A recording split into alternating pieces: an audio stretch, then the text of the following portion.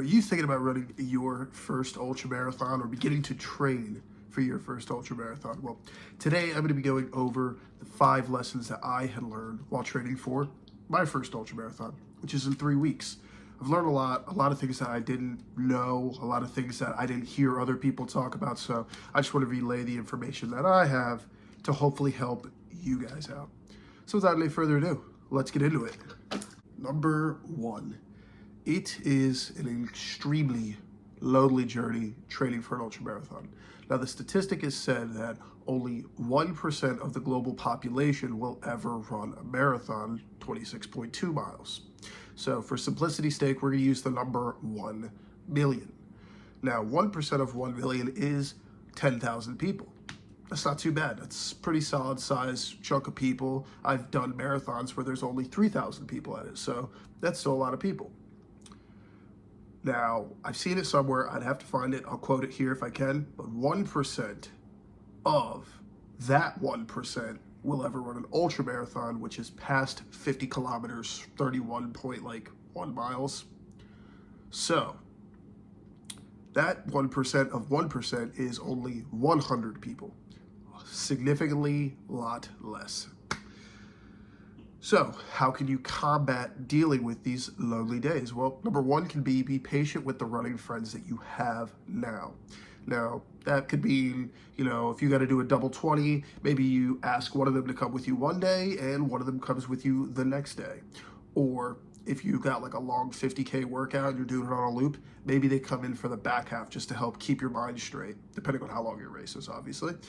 Number 2, just get used to being lonely. It sucked. I did a lot of my training alone, and it wasn't that bad.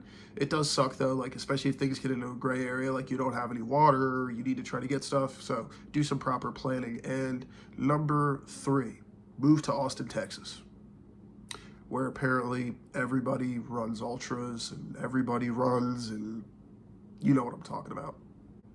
Number 2, fueling sucks. Trust me, it sucks. Some days you go out there and you think you have more than enough on you. Then you realize that maybe you didn't eat enough the night before, so now today you're a little extra hungry. Or you may have not packed enough electrolytes.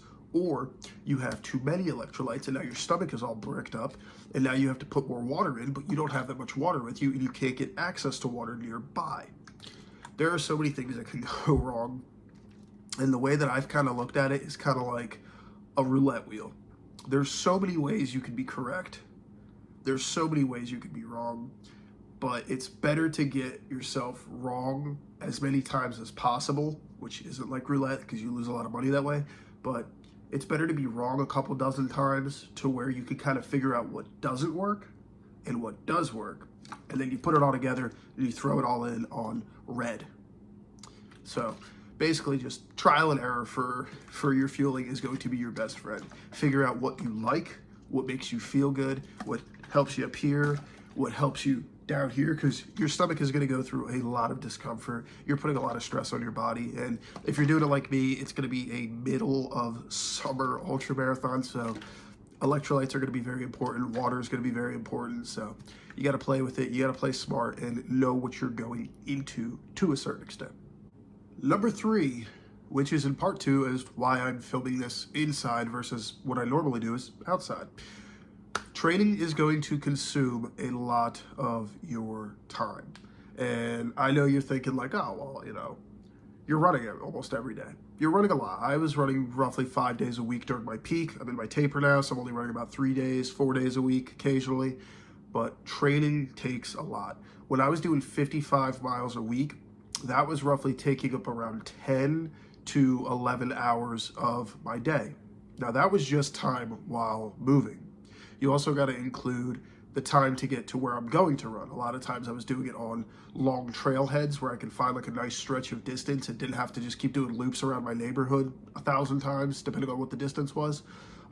You also have to include the gym workouts because I was still doing strength training because you should be doing strength training at the same time. So I think it was about 4 sessions a week. I did 2 days lower body, 2 days upper body just to keep myself in balance. Then you also got to consider your recovery sessions. I spent a lot of time in the sauna, in the hot tub, trying to do some cold water therapy when I can, mornings with my massage gun and my rollers, and you get what I'm saying. There's a lot more that goes into it than just running a couple hours a week. So what you're going to do is you're really going to see just how much you can handle. And it does get to be a lot. I've actually been going through a lot of mental stress lately, which is partly why my videos have been a little delayed, because I have just been so stressed around the training that it has been hard to sit down and do stuff like this. That it's also about 100 degrees outside every day, so I'm usually asleep after I get done, or my camera gets too hot and it doesn't want to film. So yeah, get used to training a lot, which segues perfectly into number 4. You're going to really find out if you truly love running or truly love racing.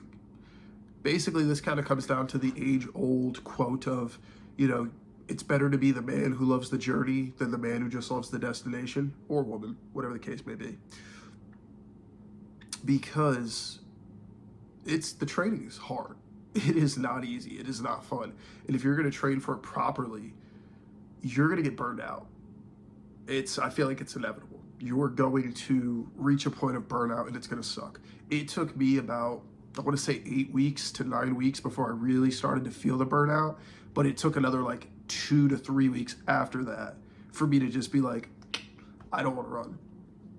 I needed to take days off. And then it worked out perfectly. When I was reaching peak burnout, I caught a quick little injury that I was able to take care of quickly and effectively without any real off time. It was like 3 days, but 3 days was perfect. So you have to listen to your body. You have to listen to your brain. I know your brain's instantly going to want to be like, hey, let's not do this. But you know when it's calling you to be lazy or calling you need to take a couple of days off. So be aware of burnout. You're going to find out just how much you truly love running, because this will probably be the most you do for a while, unless you keep chasing ultras. So it's going to feel nice when you start to get into that taper like I'm dealing with right now. It's so nice to only run 20, 30 miles a week compared to 55, almost 60 every week. So take your time, listen to your body, listen to yourself, keep yourself in check, have those people that can be like a point of accountability to where they can kind of talk you off the edge of hating running and wanting to quit, not even wanting to do the race, or pushing yourself to a point of exhaustion where you could result in injury. So play it smart. And finally, number 5. Now this one is a little bit more of me extra emphasizing on the mental health, but do not be afraid to pull back your mileage or take a little bit of a break. I know you're probably overthinking this. I've been overthinking this. I actually had one of my buddies today while we were out for a run this morning tell me, he's like, dude, you're going to be fine. You know you're going to make it. Because I was stressing out because I was having some stomach issues with a cramp because I threw too much water down and I couldn't shake it for some reason. And I was like, I got to get 13 miles today. And he was like, dude, get back to the car at 11. You'll be fine. You've been training for the past 4 months. It's going to be okay. And I was like, you know what, you're right. I'm just panicking. I need to take a break. If you got other hobbies, go do other hobbies. For me, I got golf. I got playing music. Occasionally, I actually just started playing video games again. I mean, all I do is play Minecraft and do really stupid stuff. And I've never actually finished the game. I don't think I've ever done it. And it's for kids. Anyways, you get what I'm saying. But don't be afraid to take those days to where you need to relax. You need to get your mental health in line. You need to do good for you. The race is going to be there no matter what. You're always going to be able to run provided you're not injured and provided you're not in a bad mental health space to where running becomes toxic to you. So don't let it become toxic to you. If you want to love it, you're going to love it. Well, guys, those are my 5 tips to help you along with your ultramarathon journey, whether it be your first, just starting to train again, or just maybe trying to find some things you may have overlooked. But I hope this helps you in some way, shape, or form. I am getting ready for my race in 3 weeks. I'm shooting to go for about 60 miles. I'm doing a timed loop. So we'll see what happens. If you guys want to check out more of on how that happens, feel free to drop a like and subscribe. I'd love to have you guys around. The next video that should be coming out is going to be talking about my tapering process, what I've been doing, how it's been going, how I'm feeling, and stuff like that. And the video after that, right before race week, is going to be the gear that I will be utilizing for my ultramarathon, because I did not say it here, but there's a lot more that goes into ultramarathon gear than just a pair of shoes, some shorts, and a tank top. So anyways, I hope you guys have a great rest of your day, great rest of your week, and I hope to see you guys in my next video. Stay cool.